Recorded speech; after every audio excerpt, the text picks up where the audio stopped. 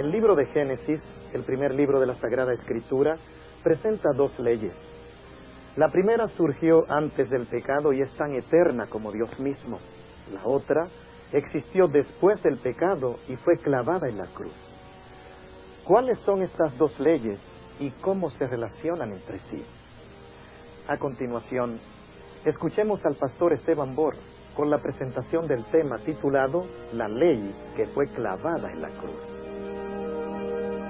Padre, gracias te damos por habernos traído a este lugar con tu bendición. Pedimos al abrir tu palabra, que tu Santo Espíritu venga a nosotros y abra nuestras mentes y nuestros corazones para que podamos escuchar tu voz y podamos obedecerte. Te damos gracias por escuchar nuestra oración y por responderla en el nombre de Jesús. Amén. Quiero invitarles esta noche a buscar en sus Biblias, junto conmigo, la segunda epístola del apóstol San Pedro, el capítulo 3, y vamos a empezar leyendo en el versículo 15. Segunda de Pedro, el capítulo 3 y el versículo 15. Y necesito explicarles algo antes de leer este pasaje. Y es que el apóstol Pedro era pescador de profesión. Es decir, el apóstol Pedro no tenía mucha educación, y cuando leemos sus epístolas son muy sencillas y fáciles de comprender. Por el otro lado, el apóstol San Pablo era un hombre muy educado. Había estudiado en las escuelas de los rabinos, había pertenecido al Sanedrín probablemente, es decir, tenía muchos estudios.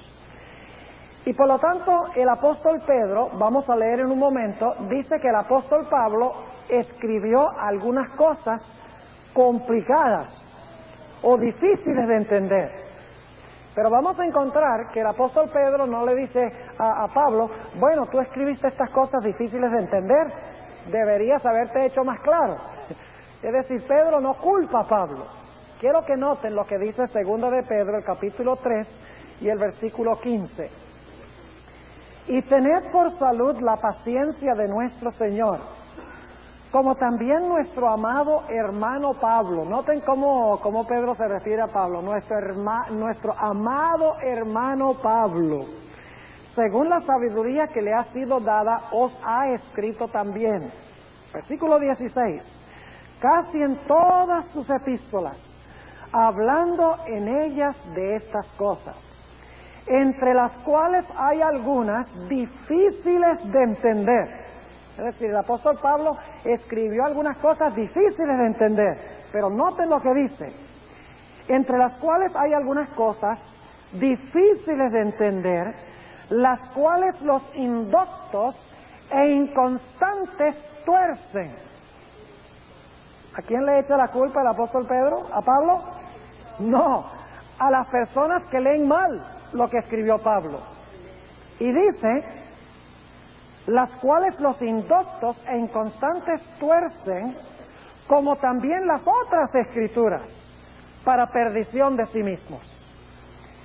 Es decir, el apóstol Pablo escribió algunas cosas no tan fáciles de entender, lo cual significa que nosotros tenemos que tener mucho cuidado de la forma como estudiamos los escritos del apóstol San Pablo.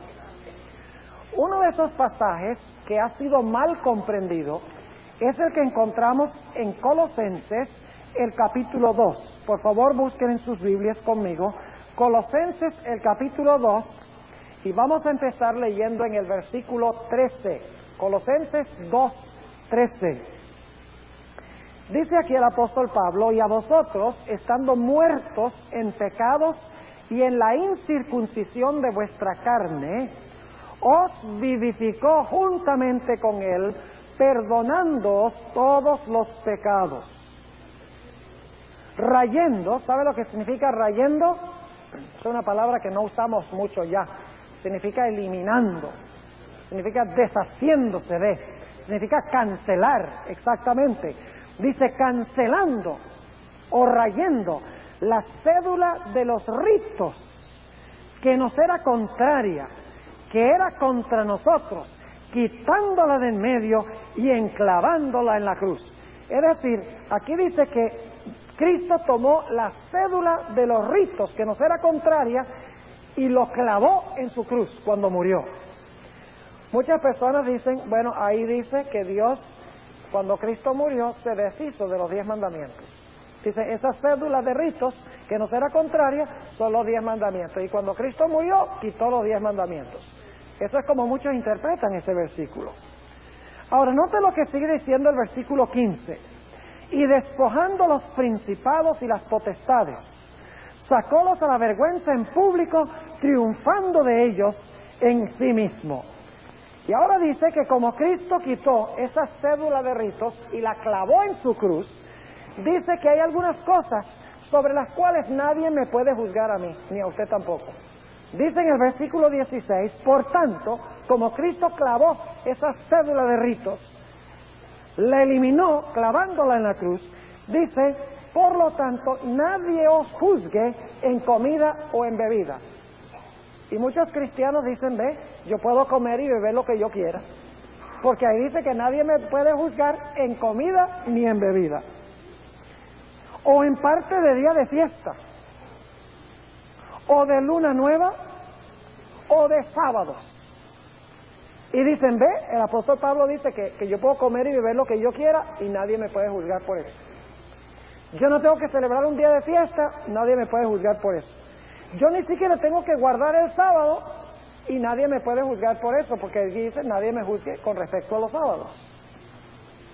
Ahora, recuerden que el apóstol Pablo escribió algunas cosas difíciles de entender, las cuales los indoctos que no tienen cuidado con la Escritura tuercen para su propia perdición. Así que este pasaje tenemos que estudiarlo con cuidado, porque en el resto de la Biblia dice que la ley de Dios es eterna. Así que ¿cómo puede decir algunas partes de la Biblia que la ley es eterna y que el sábado fue creado antes del pecado, y ahora Dios va a decir a través de Pablo que ya nadie puede juzgarme en cuanto al sábado porque ya el sábado es sombra de lo que iba a venir, pero la realidad es Cristo? La Biblia no se contradice, así que tenemos que tener cuidado en la forma como estudiamos este pasaje. Ahora volvamos al libro de Génesis. Y vamos a notar que en la Biblia hay 2 leyes. Por eso es que la gente se confunde aquí en Colosenses 2, porque no reconocen que en la Biblia hay 2 leyes. Hay una ley que existió antes del pecado y otra ley que entró después del pecado. Ahora vamos a Génesis 2 y el versículo 15 al 17 dice: tomó pues Jehová Dios al hombre y le puso en el huerto del Edén para que lo labrara y lo guardase. Y mandó Jehová Dios al hombre diciendo: de todo árbol del huerto comerás, mas del árbol de la ciencia del bien y del mal no comerás de él, porque el día que de él comieres morirás. Yo pregunto, ¿tenía Dios un mandamiento antes que el hombre pecara? ¿Sí o no? Este mandamiento lo dio Dios antes que el hombre pecara. Ya hemos visto que en este mandamiento estaban todos los principios de los 10 mandamientos, ¿verdad? Es decir, que la ley de Dios existía antes del pecado. Ustedes recuerdan que leímos en Ezequiel 28:16 y en 1 de Juan 3, versículo 4 y el versículo 8, que Satanás pecó en el cielo desde el principio. Y el pecado es transgresión de la ley. Esto significa que entonces si el diablo pecó en el cielo, tiene que haber existido la ley, porque el pecado es quebrantar la ley. ¿Me están entendiendo o no? Es decir, que la ley existió antes del pecado, la ley moral de Dios. Los 10 mandamientos existían antes. Ahora, noten que Dios le dijo al hombre: miren, yo tengo mi ley, yo quiero que ustedes guarden mi ley. Pero si ustedes desobedecen mi ley, eso va a ser pecado. ¿Recuerdan que leímos en Romanos 5:12 anoche que decía que a través de un hombre entró el pecado al mundo? ¿Quién fue ese hombre? Adán. Entonces, ¿Adán pecó? ¿Cómo puede haber pecado si no había ley? Si el pecado es transgresión de la ley. Tiene que haber existido la ley. Es decir, que Adán pecó, quebrantó la ley, eso fue pecado, y entonces Dios le dijo a Adán que como resultado del pecado iba ¿a qué? A morir. Noten Génesis 3:19. Dice, en el sudor de tu rostro comerás el pan hasta que vuelvas a la tierra, porque de ella fuiste tomado, pues polvo eres y al polvo serás tornado. Es decir, Dios dice, yo tengo mi ley, si tú quebrantas esa ley, eso es pecado, y si tú pecas, tú vas a morir. Ahora entonces, la ley existió antes del pecado. Esta ley, la ley moral, la ley de los 10 mandamientos, existió antes del pecado. Pero cuando el hombre pecó, Dios no quería destruirlo a él. Dios no quería que el hombre muriera. Y por lo tanto, el mismo día que el hombre pecó, ustedes recuerdan que se hizo un sacrificio en el huerto del Edén. Noten Génesis 3:21. Dice, y Jehová Dios hizo al hombre y a su mujer túnicas de pieles y vistiólos. ¿Qué necesitó suceder para que Dios pudiera conseguir túnicas de pieles? Tiene que haber muerto un animal. Ahora escuchen lo que voy a decir. El mismo día que Adán y Eva pecaron, deberían haber muerto, porque Dios dijo, el día que de él comieres morirás. ¿Por qué no murieron ese día? Sencillamente porque ese mismo día en el cielo, y ustedes dicen, ¿cómo sabemos que en el cielo? Porque lo que sucede en la tierra es una repercusión de algo que pasó en el cielo. El sacrificio del cordero ese día, para conseguir las pieles, para cubrir la desnudez, era una indicación terrenal de algo que había sucedido en el cielo. Ese mismo día, Jesús se presentó y le dijo a su padre, Padre, yo pagaré. Yo moriré en lugar del pecador. Yo cargaré sus pecados. Por eso la Biblia dice que Cristo es el Cordero de Dios inmolado desde la fundación del mundo, en Apocalipsis 13:8. Porque el mismo día que el hombre pecó, que desobedeció la ley moral de Dios, de los 10 mandamientos, Dios instituyó la ley de los sacrificios para apuntar hacia Cristo, quien iba a venir para salvar a los seres humanos. Es decir, la ley moral es la que muestra el pecado. Mientras que la ley ceremonial o la ley de los sacrificios es la que muestra el remedio por el pecado. Ahora, con el transcurso del tiempo, esta ceremonia sencilla, porque lo que sucedió la primera vez fue que se tomó un cordero, se sacrificó el cordero, la sangre le chorreó, murió el cordero, eso fue todo lo que sucedió. Pero con el transcurso del tiempo, Dios amplió más el sistema de sacrificios. Porque cuando Cristo vino a esta tierra, había muchas cosas que Él iba a hacer. Él iba a morir, Él no iba a tener mancha, no iba a tener pecado. Había muchos detalles que se necesitaba enseñar a la gente del Antiguo Testamento. Por lo tanto, con el transcurso del tiempo, Dios amplió y añadió requisitos y reglas y regulaciones al sistema de sacrificios que se habían originado con ese sacrificio sencillo al comienzo. Noten un ejemplo de eso ya en Génesis 4. Vamos a Génesis 4 y empezamos leyendo en el versículo 1. Génesis 4 y el versículo 1 dice, y conoció Adán a su mujer Eva, la cual concibió y parió a Caín, y dijo, adquirido he varón por Jehová. Y después parió a su hermano Abel, y fue Abel pastor de ovejas, y Caín fue labrador de la tierra. Y aconteció andando el tiempo que Caín trajo del fruto de la tierra una ofrenda de Jehová. ¿Es eso lo que Dios había pedido? Yo les pregunto, ¿ustedes pueden ofrecer un tomate y ese tomate lo salva de sus pecados? Y no lo digo para que se rían, sino para que entendamos de que la Biblia dice que sin derramamiento de sangre no hay remisión de pecado. Así que cuando Caín trae vegetales o frutos de la tierra y no sacrifica un animal, está rechazando ¿a quién? A Jesús, exactamente. Ahora noten el versículo 4. Y Abel trajo también de los que. ¿Cómo sabía Abel que debía traer los primogénitos? No cualquier oveja, sino los primogénitos. Sencillamente porque más adelante, en el sistema de sacrificios que dio Dios a Israel, Él dijo, por ejemplo, en Números 8:17, dice, todos los primogénitos son míos. Es decir, aquí ya tenemos, Dios está ya formulando la ley de los sacrificios, de que ellos debían traer, ¿qué cosa? Los primogénitos, pero no solo los primogénitos. Dice, y Abel trajo también de los primogénitos de sus ovejas y de su ¿qué? De su grosura. ¿Saben lo que significa la palabra grosura? significa su grasa. ¿A dónde se le ocurrió a Abel separar la grasa del animal para quemarla sobre el altar? ¿Será que él adivinó? Tiene que ser que Dios le instruyó que separara la grasa, porque más adelante en el sistema de sacrificios de Israel, ustedes pueden leerlo, por ejemplo en Levítico el capítulo 4 y el versículo 26, también en Levítico 3 y el versículo 16, dice Dios que cuando se iba a sacrificar el animal había que quitarle la grasa y consumir la grasa sobre el altar, porque la grasa representa el pecado, y se separa la grasa del animal porque en el Señor Jesucristo no había pecado.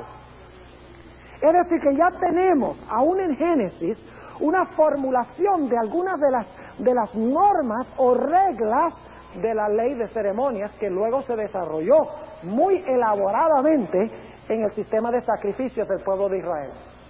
Dicho sea de paso, en el libro de Génesis se menciona mucho el pecado. No solamente dice en Ezequiel 28:16 que Satanás pecó en el cielo, lo cual significa que tiene que haber existido una ley, sino que también dice en Romanos 5:12 que Adán pecó. En el capítulo 4 y el versículo 7 de Génesis le dice Dios a Caín que si no se endereza, el pecado está a la puerta. Tiene que haber existido la ley y el pecado está a la puerta. Dios ahogó a todo el mundo antediluviano porque eran pecadores. Si no había ley, ¿cómo ellos iban a saber que eran pecadores? Dice en Génesis 13 que Sodoma y Gomorra fueron destruidos porque eran grandes pecadores. ¿Cómo es que eran pecadores si no había una ley que demuestra que eran pecadores? Además de eso, la Biblia nos dice que Abraham mintió y Dios lo regañó por haber mentido. ¿Cómo sabía Abraham que mentir era malo? Jacob también mintió. ¿Cómo sabía Jacob que había cometido un gran pecado al engañar a su padre y al mentir a su padre si no había una ley que dijera no hablarás falso testimonio? ¿Cómo sabía José en Génesis 39 cuando la mujer de Potifar vino a tentarlo para que tuviera relaciones sexuales con ella? ¿Cómo es que José puede decir, cómo yo puedo cometer este gran pecado contra mi Dios? ¿Cómo sabía José que el adulterio es pecado si no había ley? Es decir, en todo el libro de Génesis tenemos la ley moral de Dios que muestra qué es malo y qué es bueno. Y esa ley existió antes del pecado. Pero en Génesis encontramos también muchos sacrificios. Génesis 3:21, el primero, cuando Dios hace las túnicas de pieles. Luego Abel ofrece un sacrificio. Luego Noé, después del diluvio, ofrece un sacrificio. Abraham ofrece sacrificios. Isaac ofrece sacrificios. Jacob también ofrece sacrificios. José, es decir, en todo el libro de Génesis, no solamente tenemos pecado, sino tenemos también sacrificios por el pecado. Tenemos la ley moral de Dios y tenemos también las normas y las pautas ceremoniales que estableció Dios como remedio por el pecado. Ahora, con el transcurso del tiempo, como les mencioné, Dios hizo una descripción más detallada de este sistema de sacrificios y dio leyes y normas y pautas que la gente debía seguir al ofrecer los sacrificios y las ofrendas que traían al santuario. Quiero que nosotros notemos ahora que claramente en el sistema que Dios estableció había dos diferentes leyes. Porque la gente a veces dice, había una sola ley, y cuando Cristo murió, todas esas leyes, los 10 mandamientos, las ceremonias, todo eso Cristo lo deshizo, y ahora no tenemos que guardar la ley porque estamos bajo la gracia. Eso es lo que dicen muchos. Pero eso no es lo que enseña la Biblia, porque la Biblia enseña que hay dos diferentes leyes. Ahora vamos a anotarlo, vamos a Éxodo, el capítulo 31, ya vamos un poquito más allá del libro de Génesis, vamos a Éxodo, el capítulo 31, y vamos a leer el versículo 18, Éxodo 31, 18. Vamos a hablar en primer lugar de los 10 mandamientos. Éxodo 31 y el versículo 18. Dice, y dio a Moisés, como acabó de hablar con él en el monte de Sinaí, 2 tablas del testimonio, tablas de ¿qué? De piedra, escritas con el dedo de ¿quién? Con el dedo de Dios. ¿Quién escribió los 10 mandamientos? Dios escribió los 10 mandamientos. ¿A dónde escribió los 10 mandamientos? Los escribió en tablas de piedra. Ahora, ¿quién habló los 10 mandamientos? ¿Y a quién se los habló? Vamos a Deuteronomio, el capítulo 5 y el versículo 22. Deuteronomio, el capítulo 5 y el versículo 22. Y quiero que noten aquí que Dios, después de dar los 10 mandamientos, dice algo muy interesante. Deuteronomio 5 y el versículo 22. Después de dar los 10 mandamientos, dice: estas palabras habló Jehová. ¿Habló quién? Jehová. ¿A quiénes? A toda vuestra congregación en el monte. ¿Cuál monte? Monte Sinaí, ¿verdad? De en medio del fuego, de la nube y de la oscuridad, a gran voz. Y no añadió más, y escribiólas en 2 tablas de piedra, las cuales me dio a mí. ¿Quién habló los 10 mandamientos? Dios. ¿A quién le habló los 10 mandamientos? No a Moisés, sino a todo el pueblo. ¿Está claro? Ahora, vamos a notar otro detalle muy importante. ¿A dónde fueron colocados los 10 mandamientos después que Dios le dio las tablas de piedra a Moisés? Las segundas tablas de piedra, porque las primeras Él las quebró.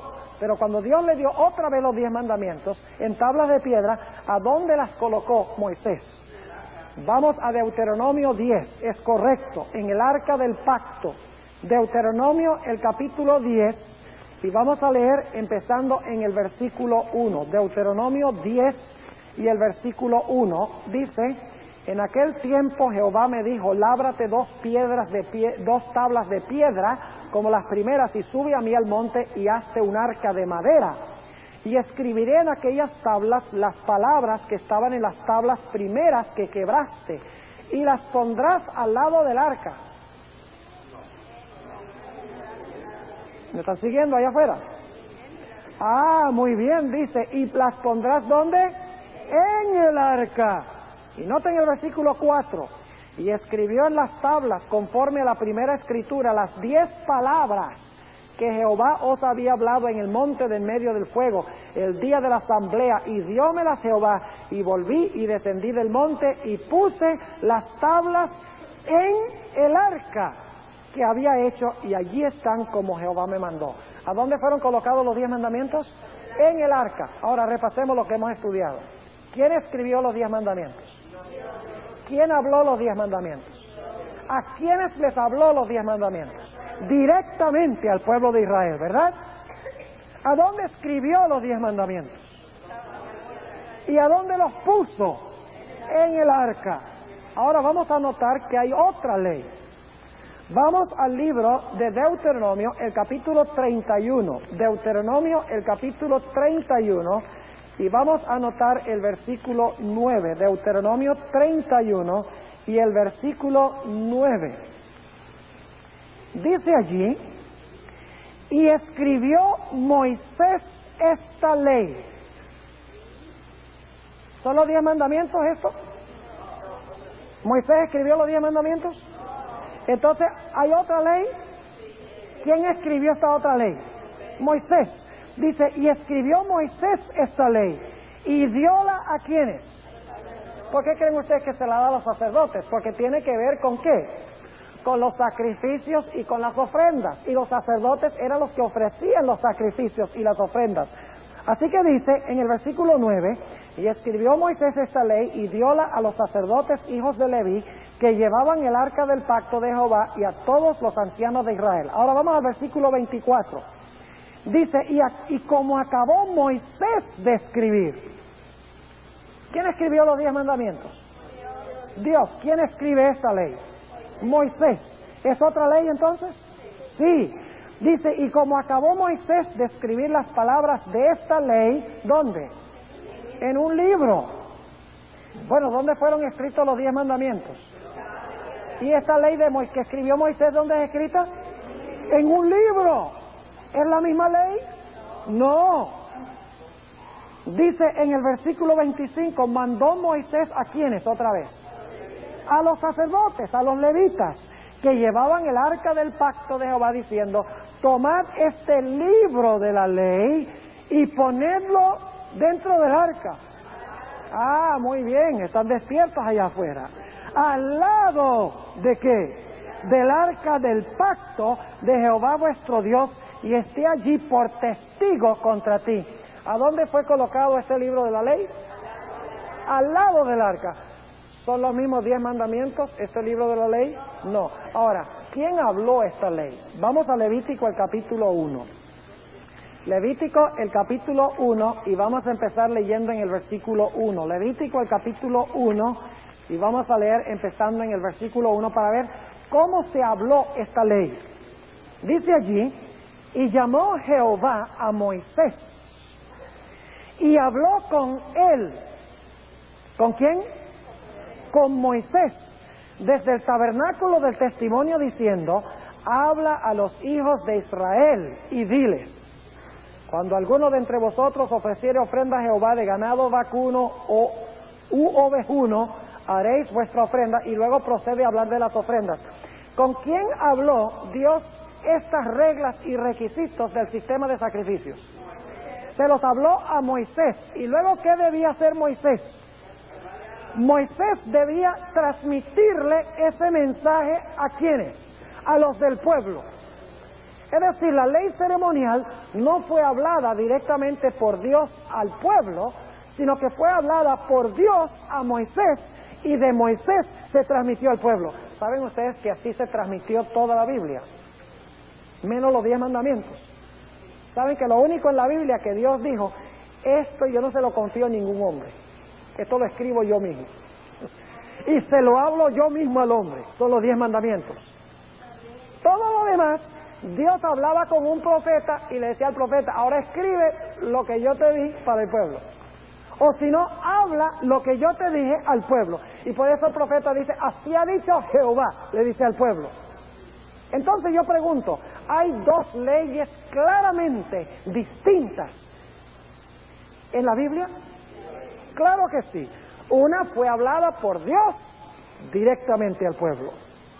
Fue escrita por Dios. Fue escrita en tablas de piedra. Fue colocada en el arca. Esa es la ley moral de los 10 mandamientos. Las leyes ceremoniales fueron escritas por Moisés. No en tablas de piedra, sino en un libro. Fueron habladas a Moisés y luego Moisés habló al pueblo. Y fueron colocadas al lado del arca. Claramente en la Biblia, entonces, ¿hay cuántas leyes? Claramente hay 2 leyes. Ahora, hablemos un poquito de la ley moral de Dios. Ya lo hemos hecho, pero vamos a repasar. En Romanos 3:20 dice: porque por la ley es el conocimiento del pecado. En Romanos 7:7 el apóstol Pablo dice: yo no hubiera sabido que la codicia es mala, al menos que hubiera un mandamiento que dijera: no codiciarás. Es decir, el propósito de la ley moral es mostrar ¿qué cosa? El pecado. Yo pregunto, ¿tiene que existir la ley antes del pecado para poder mostrar el pecado? Cualquier niño de primaria puede entender eso, de que la ley moral tiene que existir antes del pecado para poder apuntar al pecado, lo que es pecado. En otras palabras, Romanos 3:20 dice que por la ley es el conocimiento del pecado. Y Romanos 6:23 dice que la paga del pecado es muerte, exactamente. Así que cuando Adán y Eva pecaron, la ley les mostró que pecaron, y como resultado del pecado quedaron condenados a muerte. Ahora yo pregunto, ¿cuántos aquí han pecado alguna vez? Si alguien aquí me dice que no ha pecado, usted acaba de pecar, porque está hablando falso testimonio. Porque dice en Romanos 3:23, todos han pecado y están destituidos de la gloria de Dios. Y dice en 1 de Juan, el capítulo 1 y el versículo 8, que el que dice que no ha pecado es mentiroso. Y luego el versículo 10 dice, el que dice que no ha pecado lo hace a Dios mentiroso. Porque Dios dice que hemos pecado. Si yo digo que no he pecado, entonces yo estoy diciendo que Dios es mentiroso cuando Él dice que yo he pecado. Ahora, surge la pregunta, ¿cómo puedo yo librarme del pecado? ¿Cómo puede suceder que aunque yo haya desobedecido la santa ley de Dios, aunque yo haya pecado y la ley me haya mostrado de que yo soy pecador y que debo morir, cómo puedo librarme de la muerte?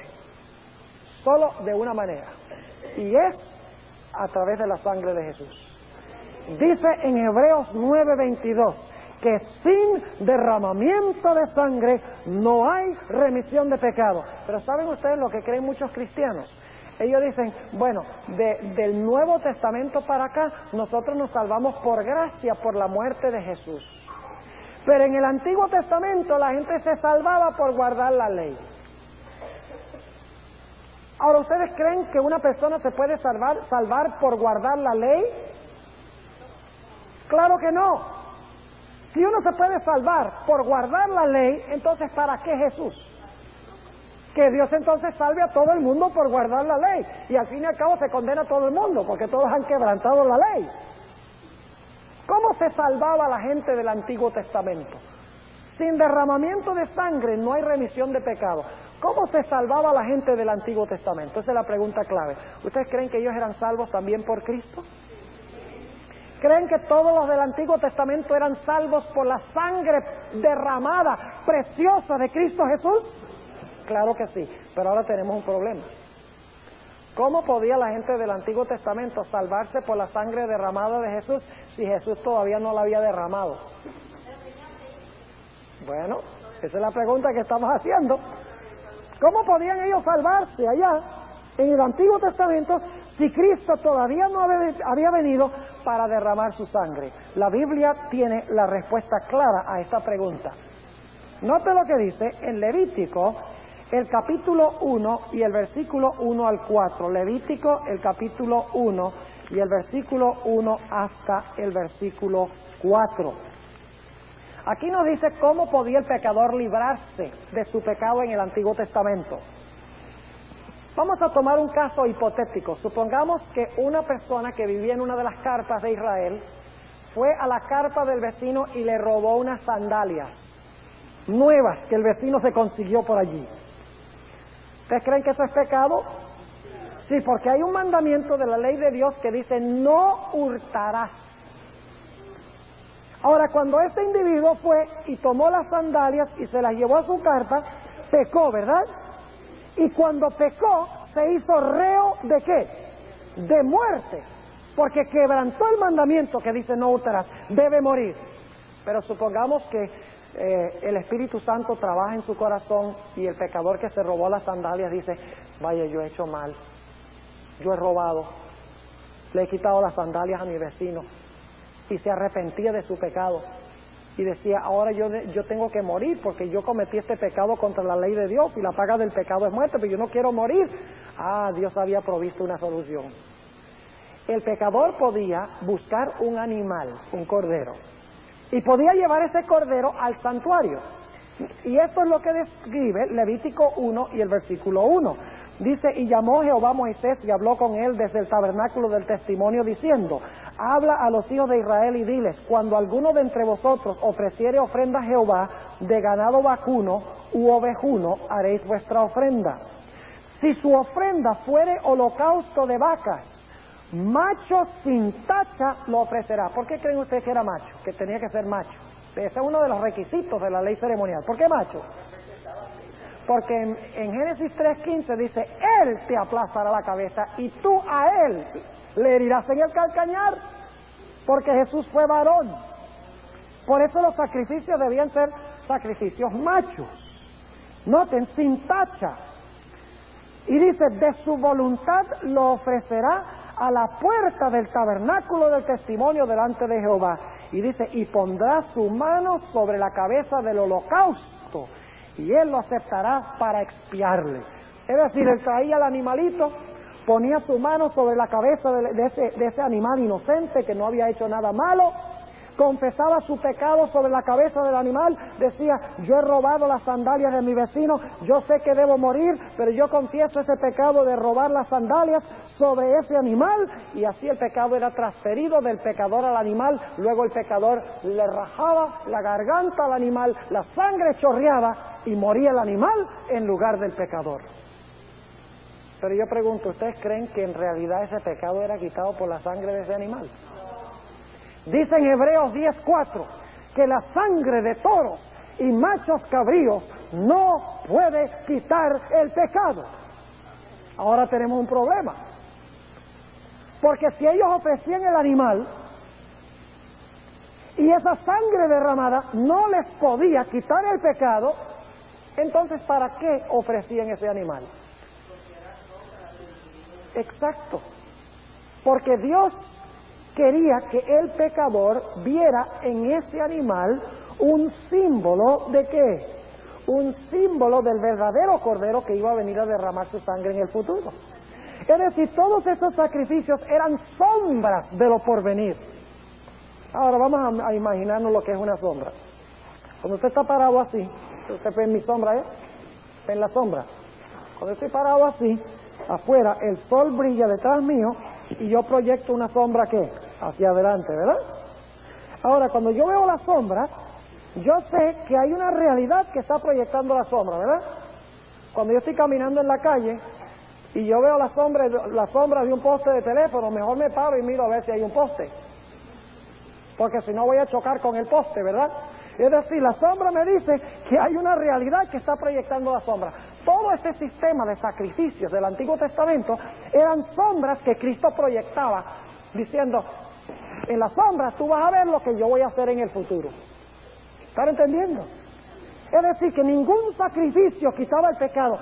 Legalmente, ningún pecado era quitado por este sistema de sacrificios.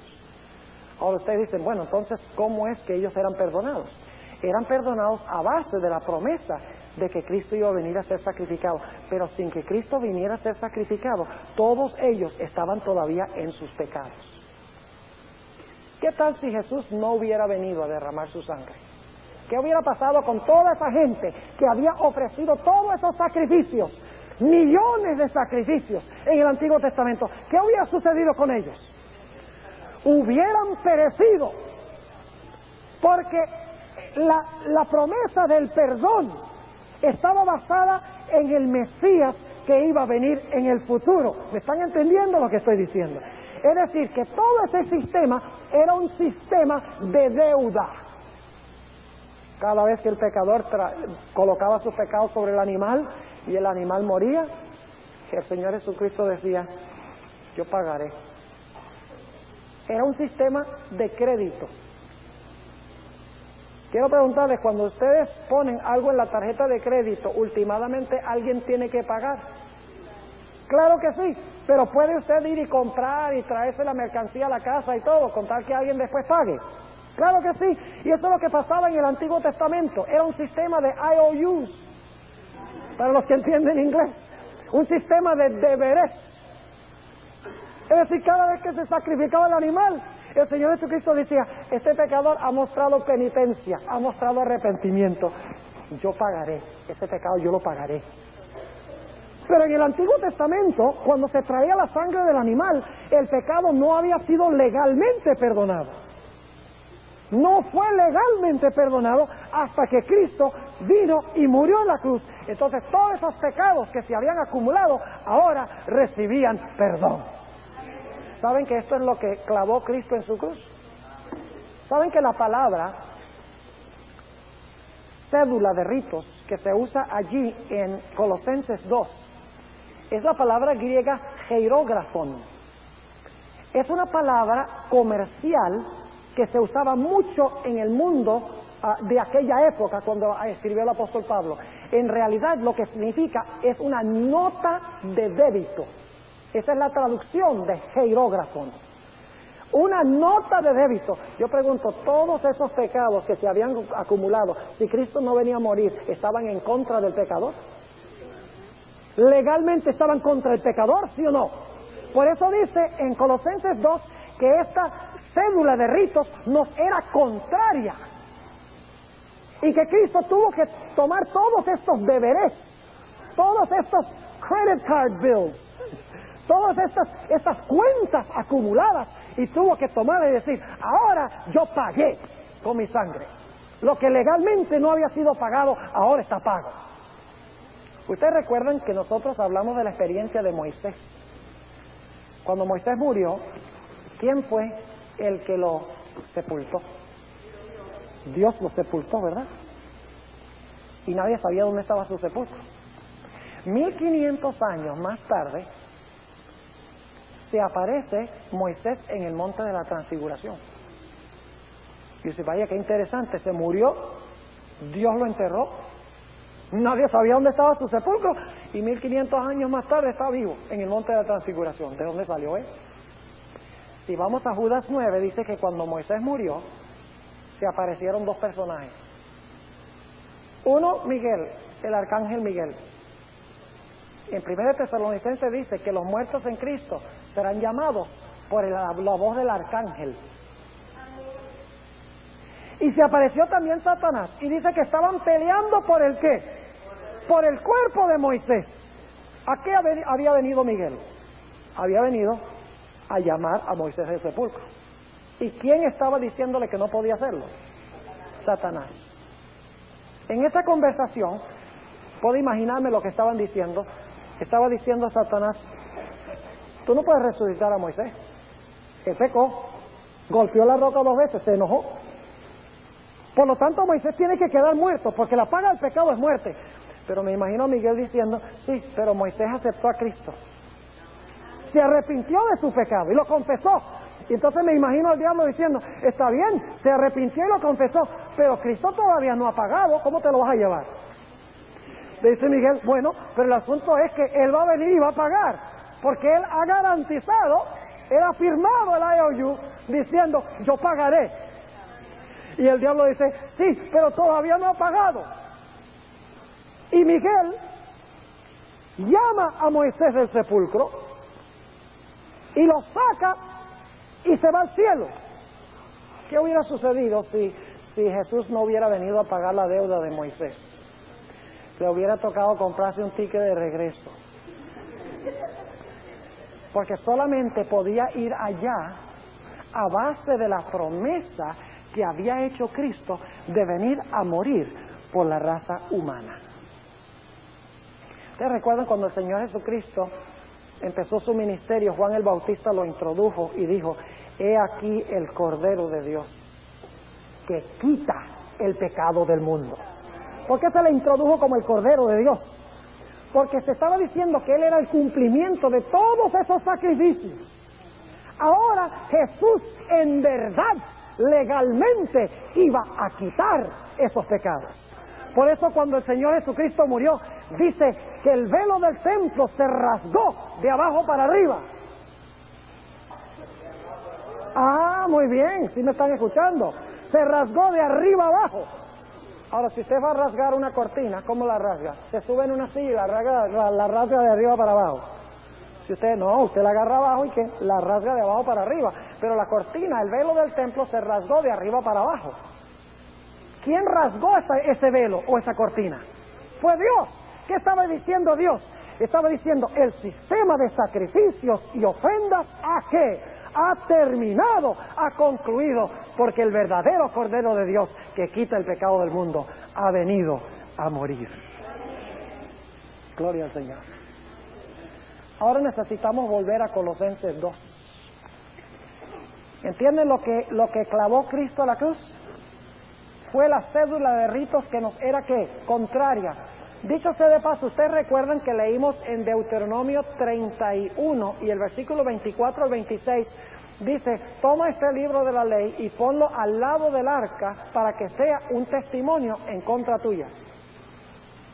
Y en esta otra ley, en Colosenses 2, dice que nos era ¿qué?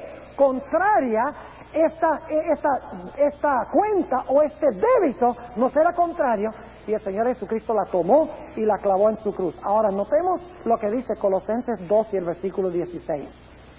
Dice, por tanto, como Cristo pagó, como Cristo murió, dice, por tanto, nadie os juzgue. Como Cristo ya clavó todos los deberes a su cruz, nadie os juzgue en comida o en bebida. Y algunos dicen, aleluya, puedo tomar cerveza y puedo tomar lo que yo quiera, porque aquí dice, nadie me puede juzgar en comida ni en bebida. Pero ¿saben ustedes algo?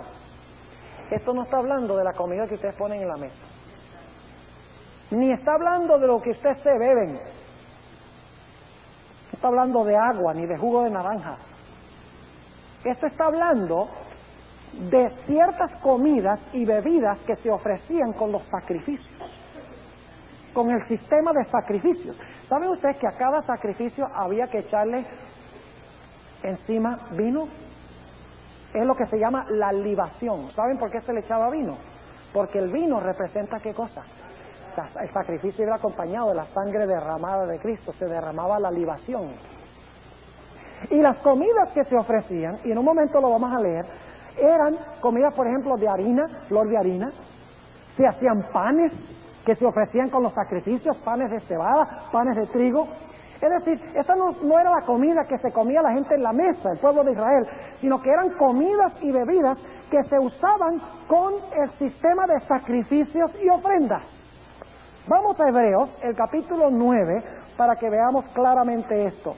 Hebreos, el capítulo 9, y vamos a ver la misma terminología. Vamos a empezar leyendo en el versículo 9, Hebreos 9 y el versículo 9. Hablando de todo este sistema del Antiguo Testamento, dice, lo cual era figura, que es otra palabra para sombra, de aquel tiempo presente, en el cual se ofrecían, ¿qué cosa? En esa época, ¿qué se ofrecían? Presentes y sacrificios que no podían hacer perfecto en cuanto a la conciencia al que servía con ellos. Es decir, que esto en verdad no quitaba ¿qué cosa? El pecado, al menos que Cristo viniera. ¿Y por qué no lo quitaba? Dice en el versículo 10, consistiendo solo en ¿qué? En viandas. ¿Qué son viandas? Comidas. ¿Y qué cosa? ¿Y en qué? ¿Tiene que ver estas comidas y bebidas con lo que ponemos en la mesa? ¿O tiene que ver con las ofrendas y los sacrificios? Con las ofrendas y los sacrificios. No está hablando de que podemos comer y beber cualquier cosa. Está hablando del vino y de los panes y de la harina que se ofrecía con los sacrificios. Dice, consistiendo solo en viandas y en bebidas y en diversos lavamientos y ordenanzas acerca de la carne, impuestos hasta el tiempo de la corrección. Son impuestas hasta el tiempo de corrección, hasta un momento. ¿Cuándo es ese tiempo de corrección? Versículo 11 dice, mas estando ya presente Cristo, pontífice de los bienes que habían de venir, por el más amplio y más perfecto tabernáculo, no hecho de manos, es a saber, no de esta creación, y no por sangre de machos de cabrío ni de becerros, mas por su propia sangre, entró de una vez en el santuario, habiendo obtenido eterna redención. Es decir, todo este sistema de comidas y bebidas, etcétera, fue impuesto solamente hasta que viniera ¿quién? Cristo. ¿Yo tengo que ofrecer sacrificios hoy? ¿Con los sacrificios tengo que echar una jarra de vino encima del sacrificio? ¿Tengo que hacer panes para ofrecérselos en la presencia de Dios en el santuario? No, porque todo eso apuntaba hacia ¿qué momento? Hacia el tiempo de corrección cuando viniera Jesús. Ahora, en Colosenses 2, versículo 16 también dice, nadie os juzgue ni en comidas ni en bebidas, ni en días de fiesta. Entonces eso significará que no debemos celebrar la fiesta de cumpleaños. ¿De qué fiestas está hablando Colosenses 2:16? Saben que los judíos tenían 7 fiestas anuales. Se encuentran en Levítico 23, y por escasez de tiempo no las vamos a leer, pero ustedes pueden leer Levítico 23. Las fiestas eran la Pascua. ¿Hacia quién apuntaba la Pascua? Cristo, nuestra Pascua, es sacrificada por nosotros. 1 Corintios 5, 7 y 8. La Pascua se cumplió en Cristo. Ya no hay que celebrar la Pascua. La segunda fiesta era el pan sin levadura. El pan representa a Cristo. Y sin levadura, porque la levadura representa el pecado. Cristo no tuvo pecado. Pero ya no tenemos que ofrecer panes sin levadura, porque ya la realidad, Jesús vino. La tercera fiesta, primicias. No hay que celebrar ya primicias. Porque dice en 1 Corintios 15... que el Señor Jesucristo ya resucitó las primicias de los que han muerto. Cristo lo cumplió. Tenemos Pentecostés, también fue cumplido, según Hechos, el capítulo 2. Estaba la fiesta de trompetas, estaba el día de expiación, tabernáculos. Todo eso apuntaba hacia Jesús. Ya nadie me puede juzgar si yo no celebro esa fiesta. Nadie me puede juzgar si yo no ofrezco sacrificios. Nadie me puede juzgar si yo no ofrezco bebidas y comidas con los sacrificios. También dice que nadie puede juzgarme en cuanto a luna nueva. En Números 28, versículos 11 al 15, dice que la luna nueva daba comienzo a todos los meses de la religión judía. El año religioso judío cubría un periodo de 7 meses. Empezaba en marzo y abril hasta aproximadamente octubre-noviembre, el año religioso. Y la luna nueva daba inicio a cada mes de ese año religioso. Nosotros ya no celebramos ese año religioso porque todo eso apuntaba hacia Jesús. Así que nosotros cada mes no tenemos que celebrar la luna nueva, porque ya todo eso se cumplió en Jesús. Ah, dice usted, pero ¿qué dice aquí de los sábados? Nadie me juzga en cuanto a los sábados. Bueno, el asunto es que también había sábados anuales, además del sábado séptimo día de la semana. En el mismo libro de Levítico, el capítulo 23, nos dice que había 7 sábados ceremoniales que se celebraban una vez al año, porque en esos días de fiesta todos debían reposar. Pero no eran el sábado semanal, eran sábados anuales. Alguno dice, bueno, pero las fiestas y los sábados no eran lo mismo. No, porque algunas fiestas no eran sábados. La Pascua era una fiesta, pero no era un sábado. El pan sin levadura era una fiesta y tenía 2 sábados. Ustedes pueden leerlo en Levítico 23. La fiesta de las primicias era fiesta, pero no tenía sábado de reposo. El Pentecostés tenía un sábado de reposo. Las trompetas tenían un sábado de reposo. El día de expiación era día solemne de reposo. Es más, Levítico 23:32 dice, de puesta de sol a puesta de sol guardaréis vuestros sábados, hablando del sábado ceremonial. Y la fiesta de tabernáculos era una fiesta y tenía también 2 sábados, el primero y el octavo día eran sábados.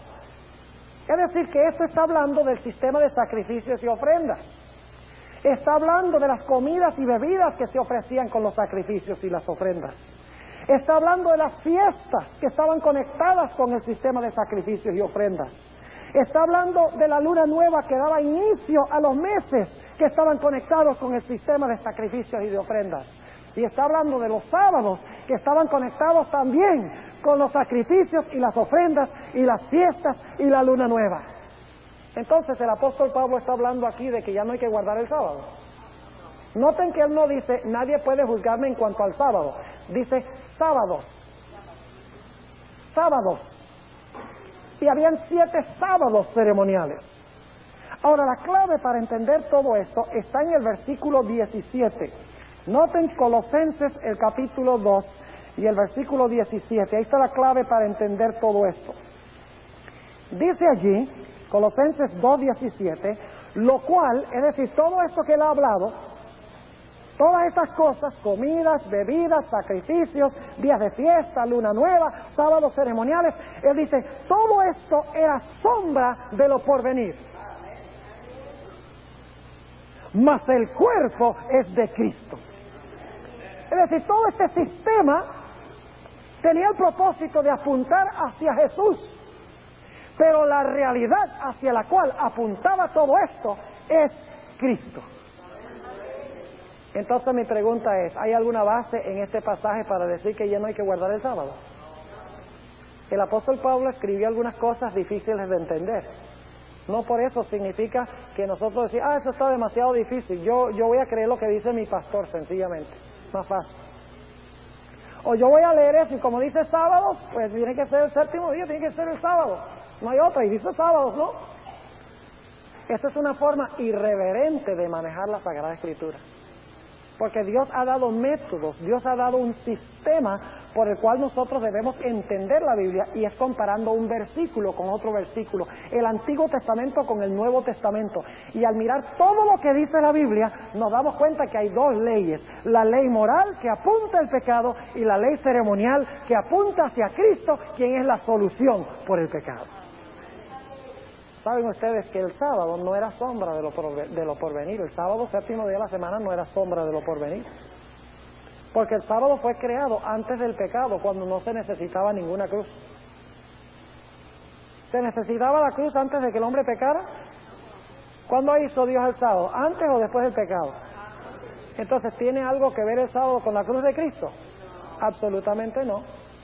El sábado fue dado antes del pecado. Es parte del plan original de Dios. Algunos dicen, bueno, pero ¿acaso Dios no le dio el sábado a los judíos? Claro que le dio el sábado a los judíos, pero en ninguna parte dice que se lo dio exclusivamente a los judíos. Yo pregunto, ¿le dio también Dios a los judíos todas las promesas en cuanto al Mesías? Entonces eso era nada más para ellos, no para nosotros. Eso sí es para nosotros. ¿Le dio las reglas sobre comer y beber? ¿Exclusivamente a ellos? No, se las dio también a ellos. Porque Dios le dio estas cosas a Israel, no significa que era solamente para Israel. ¿Le dio Dios al pueblo de Israel el sistema del diezmo? ¿Le dio el sistema del diezmo? Eso era solamente para Israel entonces. Ustedes pueden ir a cualquier iglesia hoy en día y le dicen que el diezmo todavía está en vigencia. A pesar de que el Antiguo Testamento es el que habla del diezmo. El Nuevo Testamento tiene muy poco que decir del diezmo. Tiene menos el Nuevo Testamento que decir del diezmo que lo que tiene que decir en cuanto al sábado. El Nuevo Testamento dice mucho en cuanto al sábado. El miércoles en la noche vamos a tener nuestro segundo tema sobre el sábado. Y vamos a ir a través de toda la Biblia. Y nos vamos a dar cuenta que la Biblia tiene muchísimo que decir en el Nuevo Testamento del sábado, del diezmo muy poco. Sin embargo, las iglesias hoy en día dicen, el diezmo todavía se aplica hoy, eso no era Antiguo Testamento, pero el sábado no. ¿Por qué razón? Porque lo que afecta al bolsillo, ya ustedes saben cómo es la cosa, ¿verdad? Dios nos ha dado a nosotros la ley moral para escribirla en nuestro corazón. Dice, tomaré la ley y la escribiré en vuestras entrañas, en vuestra mente y en vuestro corazón. Y luego diremos, como dijo David, me deleito en hacer tu voluntad. Tu ley está escrita en mi corazón. La ley moral nunca ha sido eliminada. Apunta el pecado. Y Dios quiere escribirla en mi corazón para transformar mi vida. ¿Quieren ustedes que Dios transcriba su ley en su corazón?